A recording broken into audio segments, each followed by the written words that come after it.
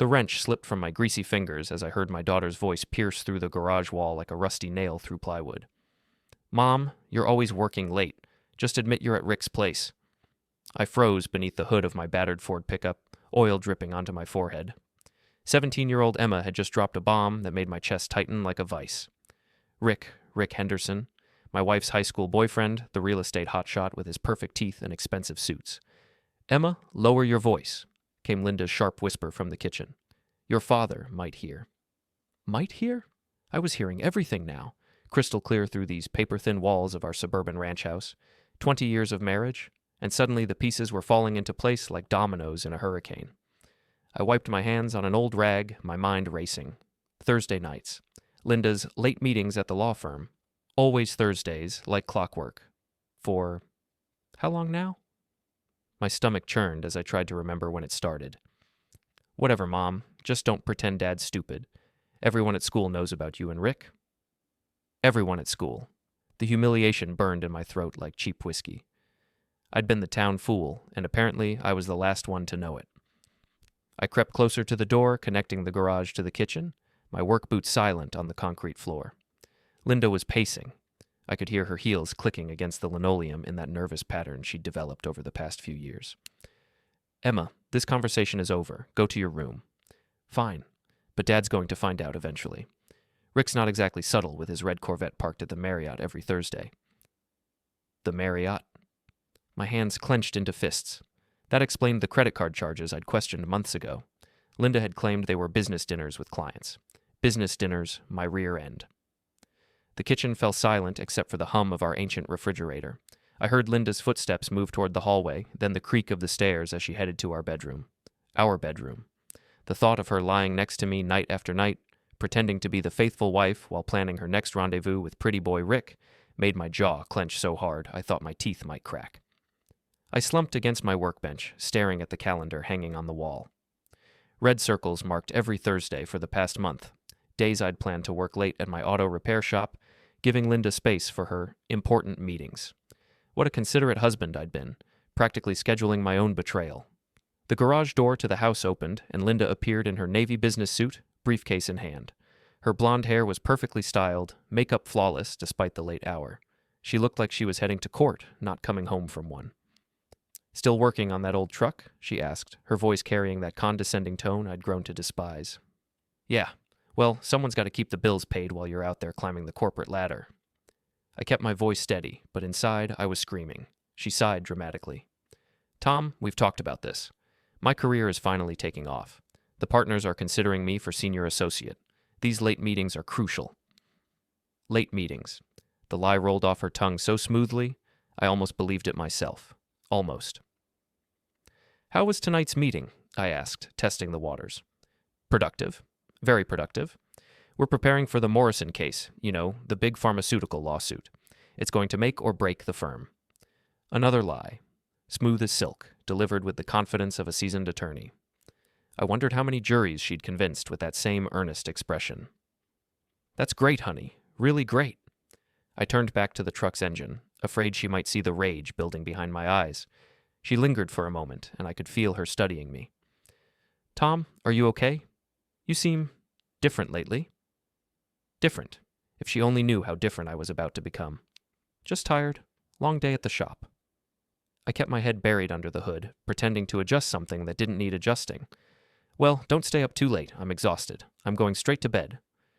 I listened to her heels click across the garage floor and disappear into the house. Exhausted from what? Wrestling around with Rick Henderson in some cheap motel room? The image made my stomach turn. I needed proof, real concrete evidence that would hold up in court, because Linda was about to discover that her husband wasn't just a grease monkey who fixed carburetors and changed oil. I'd learned a thing or two about investigation and evidence gathering during my brief stint as a private investigator before opening the shop. The next morning, Linda was gone before I woke up. Another early meeting, according to the note she'd left on the kitchen counter. Emma had already left for school, and my 14-year-old son Jake was eating cereal while scrolling through his phone. Dad, can I ask you something? Jake looked up with those serious brown eyes that reminded me of my own father. Shoot, buddy. Are you and Mom getting divorced? The question hit me like a sledgehammer to the chest. Why would you ask that? Jake shrugged, but I could see the worry etched in his young face. Emma's been saying things, and Mom's never home anymore, and when she is home, you guys barely talk. Smart kid. Too smart for his own good. Your mom and I are working through some things, I said carefully. But whatever happens, you and Emma are the most important thing in the world to me. You understand that? He nodded, but the worry didn't leave his eyes. Emma says Mom's in love with someone else. There it was. Even my 14-year-old son knew what I'd been too blind to see. Emma talks too much, I said, ruffling his hair. Don't worry about grown-up problems. That's my job. After Jake left for school, I sat alone in my kitchen, staring at the coffee mug Linda had used that morning. Her lipstick stain was still on the rim, the same shade she'd worn to meet Rick Henderson the night before. I made a decision that would change everything. It was time to stop being the trusting husband and start being the investigator I used to be. If Linda wanted to play games, I'd play along, but I'd be playing by my rules now. The first step was surveillance. I called my assistant manager, Pete, and told him I'd be taking some personal time. Pete had been with me for 8 years. He could handle the shop for a few days while I handled my cheating wife. Thursday couldn't come fast enough. Thursday arrived like a storm I'd been watching build on the horizon for weeks. I'd spent 3 days preparing, gathering equipment I hadn't used since my private investigator days. A decent camera with a telephoto lens, a GPS tracker small enough to hide under a car bumper, and a voice recorder that could pick up conversations through thin walls. Linda left for work that morning with her usual kiss on the cheek, a gesture that now felt like a knife twisting in my gut. She was wearing her lucky red dress, the one she claimed gave her confidence in court. Apparently, it gave her confidence in other places, too. Working late again tonight, she announced, not quite meeting my eyes. The Morrison case is heating up. Of course it is, I replied, forcing a smile. Don't wait up for me either. I've got a transmission to rebuild. She seemed relieved by my response, which told me everything I needed to know. A faithful wife would have suggested we grab dinner together before our respective late nights. A guilty wife would practically sprint out the door to avoid further conversation. At 3:30 p.m., I parked across the street from Linda's law firm, a glass tower downtown that screamed corporate success. I'd borrowed Pete's van for the surveillance. My pickup truck was too recognizable in a city where everyone knew Tom Mitchell, the guy who fixed their cars. Linda emerged from the building at 4:45, earlier than her usual 6 p.m. departure on normal days. She was carrying an overnight bag I'd never seen before. My chest tightened as I watched her walk to her silver sedan with the purposeful stride of someone who had plans. I followed at a safe distance as she drove through downtown, past the business district, and into the suburbs on the east side of town.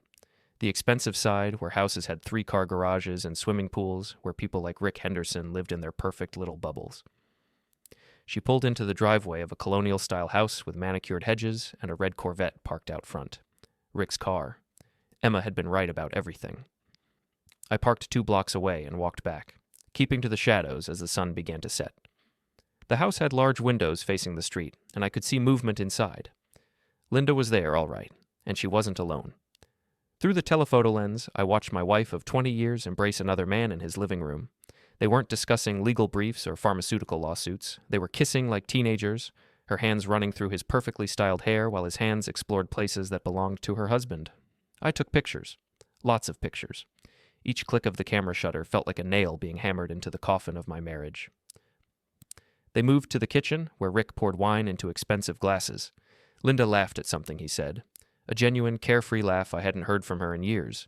She looked happy, genuinely, radiantly happy, in a way that made my heart ache with something deeper than anger. When had she stopped looking at me like that? When had I become the obstacle to her happiness instead of the source of it? I pushed those thoughts away.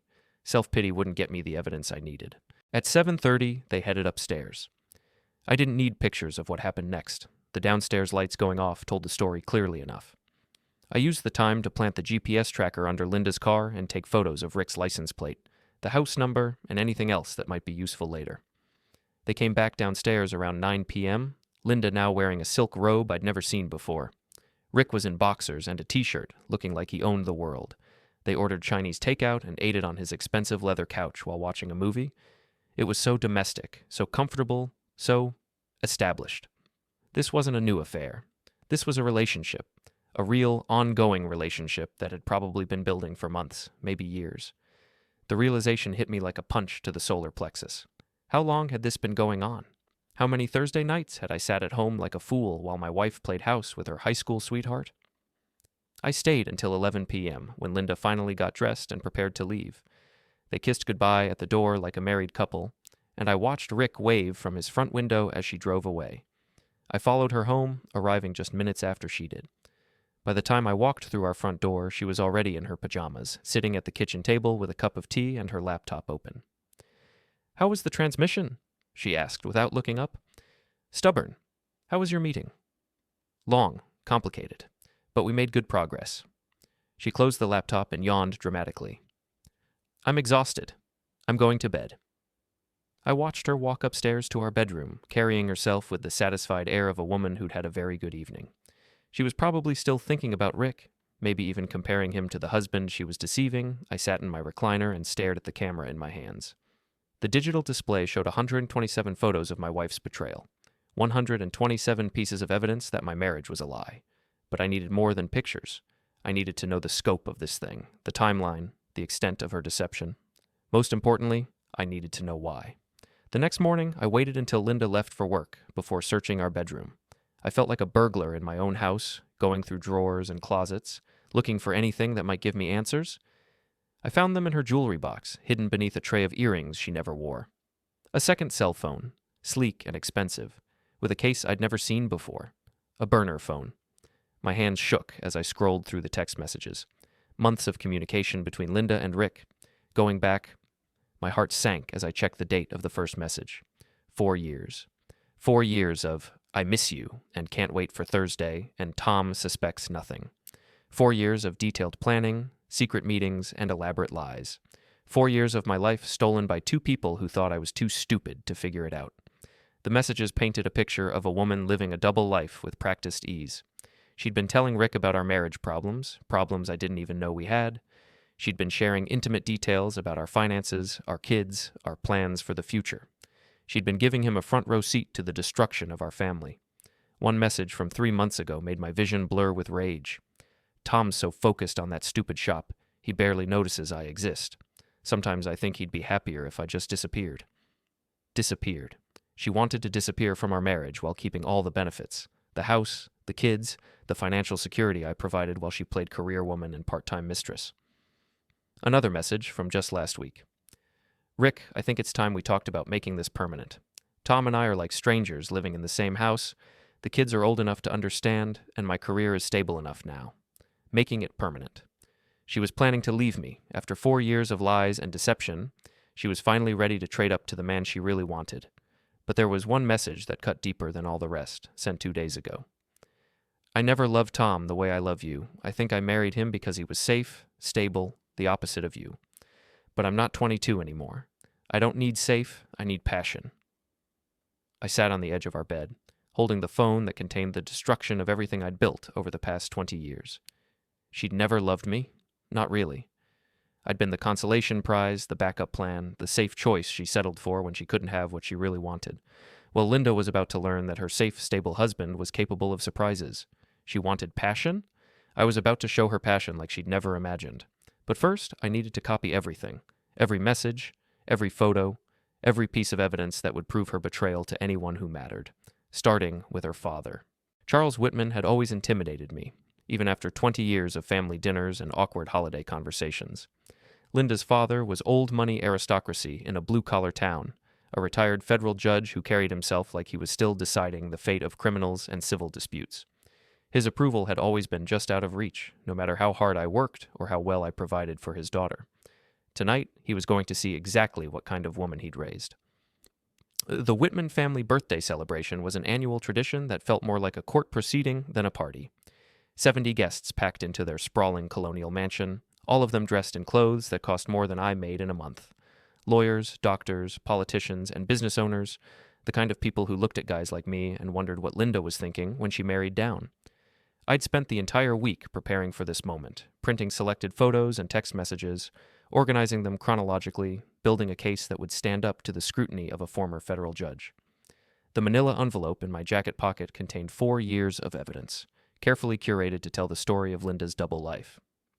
Linda looked stunning in a black cocktail dress that probably cost more than my monthly mortgage payment. She worked the room like the accomplished attorney she was, charming her father's friends and colleagues with stories about her latest courtroom victories.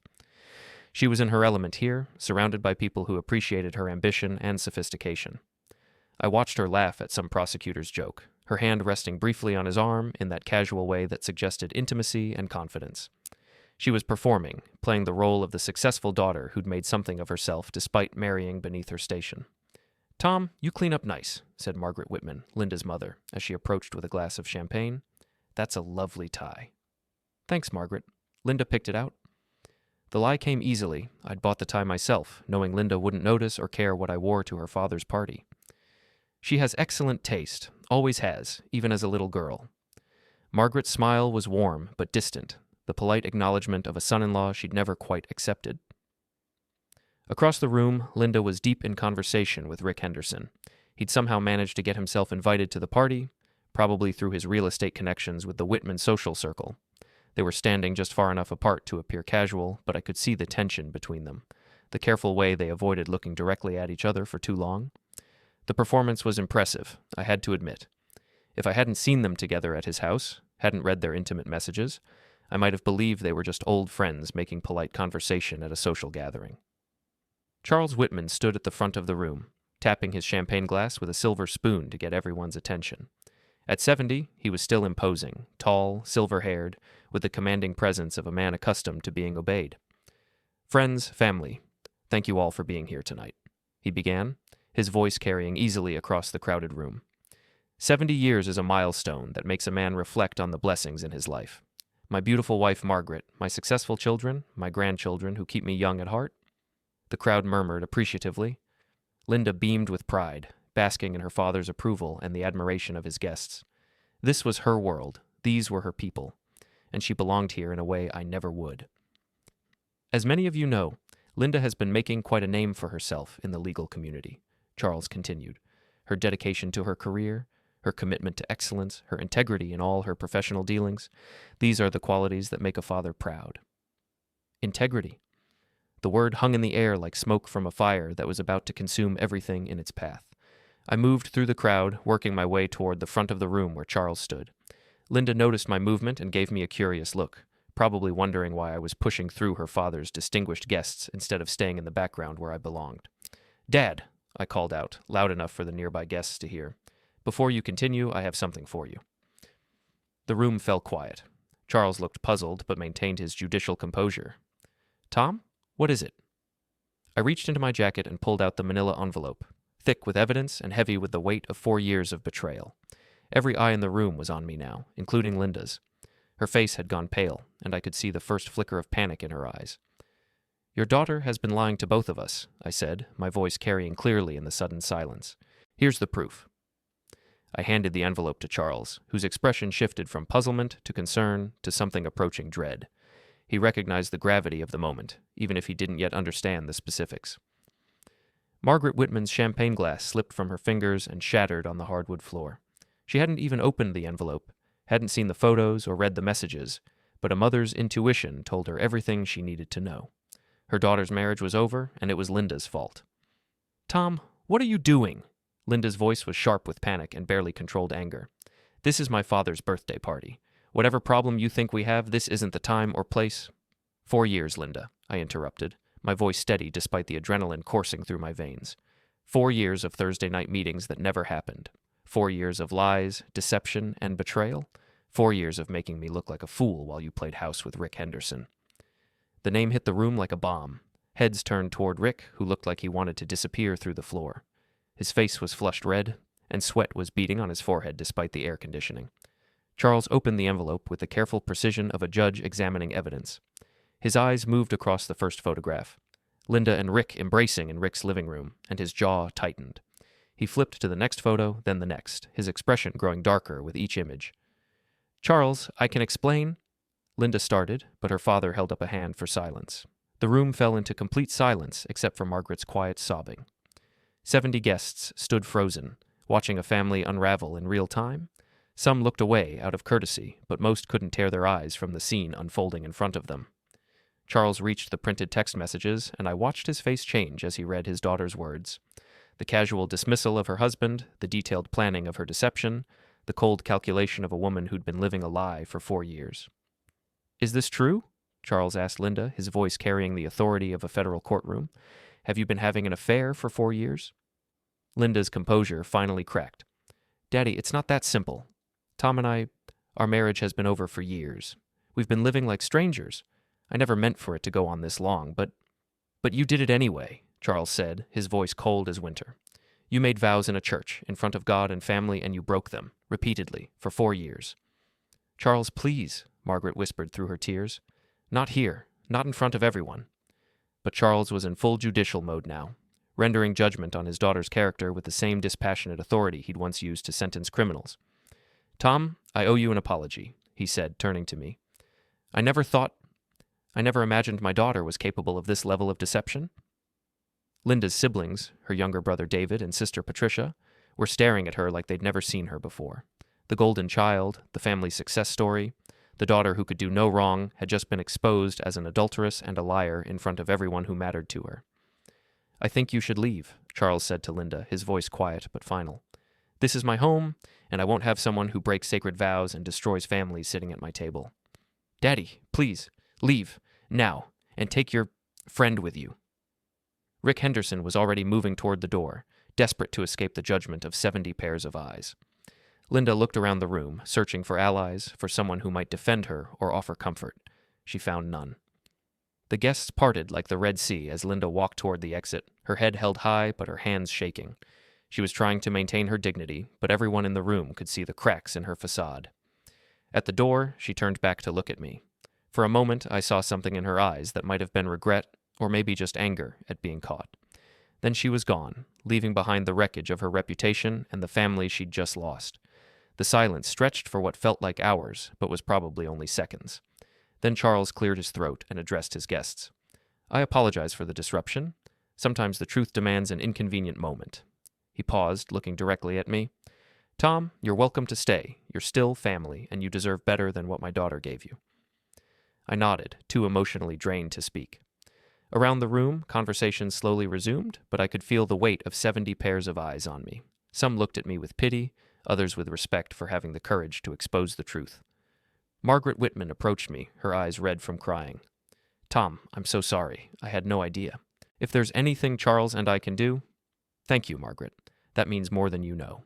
As the party slowly returned to something resembling normalcy, I realized I'd crossed a line I could never uncross. There was no going back to the quiet desperation of my failing marriage, no pretending I didn't know about Linda's betrayal. The war had begun, and I'd just won the first battle. The fallout from Charles Whitman's birthday party spread through our small town like wildfire in August. By Monday morning, everyone knew that Linda Mitchell was a cheater and that her grease monkey husband had exposed her in spectacular fashion. The story grew with each telling. Some versions had me hiring a private investigator. Others claimed I'd caught them in the act at a local motel. I let them talk. Every whispered conversation in the grocery store, every sideways glance at the gas station, every sympathetic nod from my customers added another layer to Linda's humiliation. She'd spent 4 years making me look like a fool. Now it was her turn. Linda had moved out of our house the day after the party, taking only her clothes and personal items. She'd rented a furnished apartment across town, probably the only place that would approve her application quickly. Her perfect life was unraveling faster than a cheap sweater. Emma, my 17-year-old daughter, had chosen sides predictably. She'd moved in with her mother, posting dramatic social media updates about toxic family situations, and choosing mental health over dysfunction. Her TikTok videos painted me as the villain who destroyed her family out of spite. But Jake, my 14-year-old son, had stayed with me. He'd heard enough of his mother's lies over the years to recognize the truth when he saw it. Having him in the house kept me grounded, reminded me that this wasn't just about revenge. It was about protecting what remained of my family. Dad, Mom called again, Jake said as I walked through the front door after work. She wants to talk to you about the divorce. Divorce. The word still hit like a physical blow, even though I'd known it was inevitable. 20 years of marriage doesn't end easily, even when it's built on lies. What did you tell her? That you'd call her back when you're ready. Jake looked up from his homework with those serious brown eyes. Are you ready? I wasn't sure I'd ever be ready, but Linda's timeline wasn't going to wait for my emotional healing. She wanted out of our marriage so she could be with Rick Henderson permanently. Fine. But she was going to pay a price for 4 years of deception. Yeah, I'm ready. I called Linda's new number, and she answered on the first ring. Tom, thank God. We need to talk about how we're going to handle this divorce. I've already spoken to a lawyer. I'm sure you have, I interrupted. Let me guess. You want the house, half my business, alimony, and primary custody of the kids. Tom, please don't make this harder than it has to be. We both know this marriage has been over for a long time. We can do this amicably, or we can make it ugly. Your choice. Amicably. After 4 years of betrayal, she wanted an amicable divorce. You're right, Linda. This marriage has been over for a long time, at least 4 years by my count. The difference is only one of us knew it. Look, I know you're hurt. Hurt? I laughed, but there was no humor in it. Linda, hurt is what you feel when someone accidentally steps on your foot. What you did to me, to our family, goes way beyond hurt. Fine. You want to be angry? Be angry. But let's not destroy each other in the process. Think about the kids. Think about the kids. The woman who'd been lying to her children for 4 years wanted me to think about the kids. I am thinking about the kids.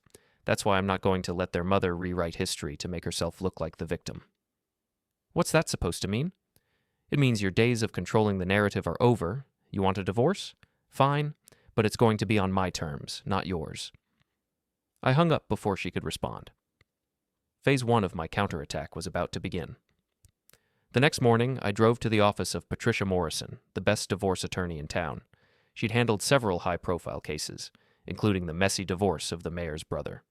If anyone could navigate the complexities of Linda's betrayal, it was Patricia. Mr. Mitchell, I've been expecting your call, Patricia said as I settled into the chair across from her desk. The whole town's talking about what happened at the Whitman party. I need someone who can make sure Linda doesn't walk away from this marriage with everything she wants. Patricia smiled grimly. Oh, she won't. Adultery might not carry the legal weight it used to, but 4 years of documented deception? That's going to cost her plenty.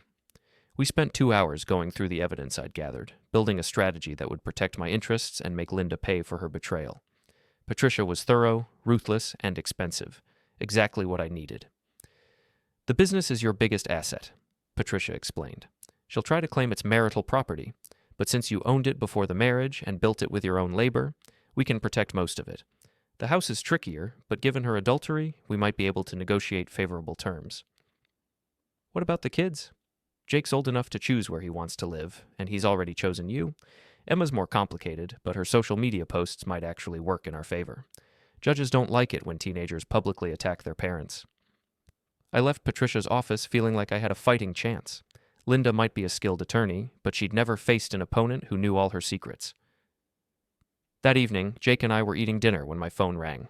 Linda again? Tom, what did you do? I just got a call from the senior partners at my firm. They're putting me on administrative leave pending an investigation. Investigation into what? Don't play dumb. Someone sent them copies of my text messages, photos of me with Rick, a detailed timeline of my activities over the past 4 years. They're questioning my judgment, my integrity, my fitness to represent the firm. I'd been wondering when that particular shoe would drop. Patricia had connections throughout the legal community, and Linda's affair with Rick Henderson had become public knowledge. Law firms didn't like their attorneys becoming the subject of local gossip. That's unfortunate, I said. Maybe you should have thought about your professional reputation before you started lying to everyone. This is my career, Tom. My livelihood. You're destroying everything I've worked for. No, Linda, you destroyed everything you worked for. I'm just making sure everyone knows about it. If you think this is going to make me come crawling back to you. Come back? I laughed. Linda, I wouldn't take you back if you were the last woman on earth. This isn't about reconciliation. This is about consequences. She hung up, but I knew she'd call back. Linda was used to getting her way, used to manipulating situations to her advantage. She was about to learn that her husband wasn't as easy to manipulate as she'd thought. Over the next week, Linda's world continued to collapse. Rick Henderson's real estate business started losing clients as word spread about his affair with a married woman. The country club where they'd both been members quietly suggested they might be more comfortable elsewhere. Linda's law firm made her administrative leave permanent, citing conduct incompatible with the firm's values. Emma called me from her mother's apartment crying. Dad, Mom's been drinking wine all day and crying. She says you're trying to ruin her life. I'm not trying to ruin her life, Emma. I'm just telling the truth about what she did to our family. But she's my mom. Can't you just forgive her? Can't we be a family again? The pain in my daughter's voice nearly broke my resolve. She was 17. old enough to understand adult relationships, but young enough to believe they could be fixed with forgiveness and good intentions. Emma, some things can't be forgiven. Some betrayals are too deep, go on too long. Your mother made choices that destroyed our family. I didn't make those choices. She did. But you're making it worse by telling everyone. No, sweetheart. I'm making sure everyone knows the truth. There's a difference. After Emma hung up, I sat in my empty house and wondered if I was doing the right thing. Linda's life was in ruins. My daughter hated me, and my son was caught in the middle of a war he didn't understand. But then I remembered 4 years of lies. 4 years of working late while she was with another man. 4 years of being treated like a fool while she planned her exit strategy. Linda wanted consequences to be private, neat, civilized. She wanted to end our marriage quietly and move on with her life as if the past 4 years had never happened. I had other plans. 2 months after Charles Whitman's birthday party, Linda was desperate. Her legal career was finished, at least in our town. Rick Henderson had moved to another state after his real estate business collapsed. Emma had stopped posting social media updates about our toxic family situation and started posting about college applications instead. Apparently, reality was setting in about who would be paying her tuition. Linda had called me 3 times that week, each conversation more frantic than the last. Her savings were running low, her job prospects were non-existent, and the divorce proceedings weren't going in her favor. Patricia Morrison was a shark, and Linda was bleeding in the water. "Tom, we need to talk," Linda said when I answered her latest call. "Face to face. This has gone far enough." "I'm listening." "Not over the phone. Meet me at Riverside Park, by the old pavilion, tonight at 8. Riverside Park held memories for us. Good memories from when we were young and stupid, and thought love could conquer anything. It was where I'd proposed 21 years ago, where we'd brought the kids to play when they were small, where we'd walked hand in hand and planned our future together. It was a manipulative choice for a meeting location, and we both knew it. I arrived at the park as the sun was setting, casting long shadows across the empty playground. Linda was already there, sitting on a bench near the pavilion where we'd held Emma's 5th birthday party. She looked older than her 42 years, worn down by months of stress and public humiliation. "Thank you for coming," she said as I approached. She was wearing jeans and a simple sweater, a far cry from the designer clothes she'd favored during her attorney days. "What do you want, Linda?" "I want this war to end. I want us to find a way to move forward that doesn't destroy what's left of our family." I sat down on the opposite end of the bench, maintaining distance between us. "Our family was destroyed 4 years ago. You just hid the wreckage better than most people." "Tom, I know I hurt you. I know I made terrible choices. But what you've done to me, the way you've systematically destroyed my life, it's not justice. It's revenge." "You're right. It is revenge, and you earned every bit of it." She turned to face me, and I could see tears in her eyes. Real tears, not the crocodile tears she'd shed during our phone conversations. "I loved you once," she said quietly. "I know you don't believe that now, but I did. When we got married, when we had the kids, during those early years when we were building something together. When did that change?" She was quiet for a long moment, staring across the park at the playground where our children had once played. "I don't know. Gradually, I think. We became different people, wanted different things. You were content with the life we had. The house, the shop, the routine. But I wanted more. I wanted excitement, passion, something that made me feel alive. So you found it with Rick Henderson." It started innocently. We ran into each other at a legal conference 4 years ago.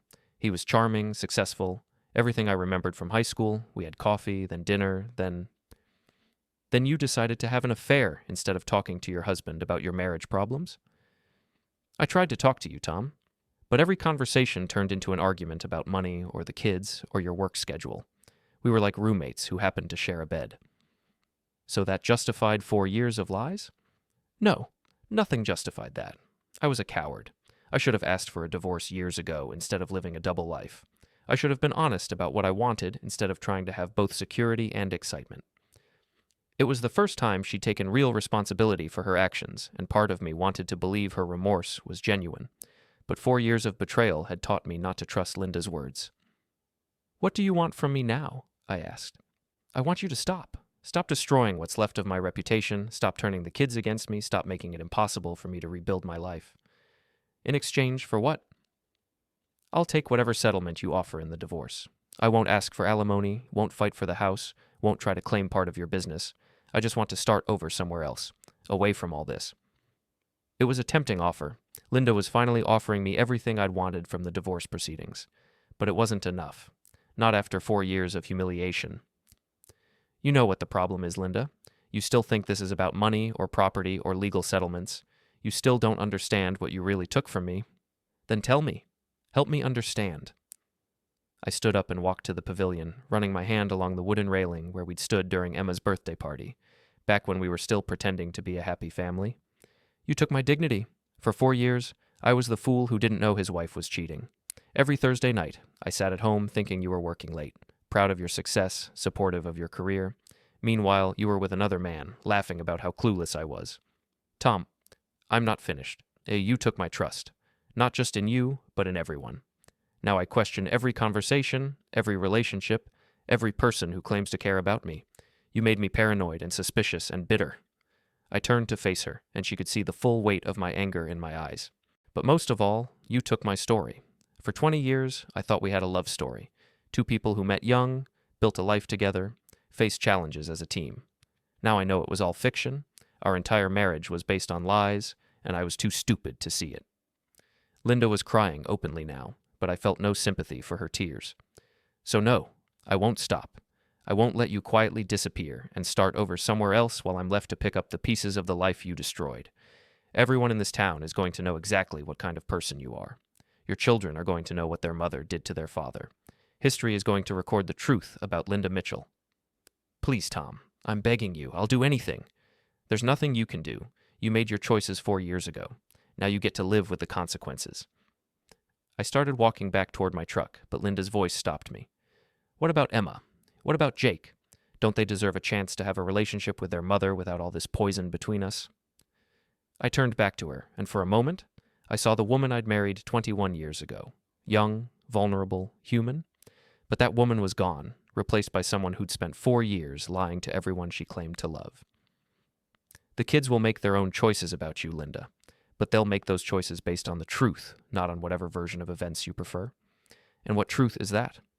That their mother is a liar and a cheater who destroyed her family for a man who abandoned her the moment things got difficult, that she chose her own selfish desires over the people who loved her most, that she's not the victim in this story, she's the villain. Linda flinched as if I'd slapped her, but she didn't deny the accusations. She couldn't deny them because they were true. I never meant for it to happen this way, she whispered, but it did happen this way, and now we all have to live with the consequences of your choices. I walked away from her then, leaving her alone in the park where we'd once been happy. As I drove home, I felt something I hadn't experienced in months. Peace.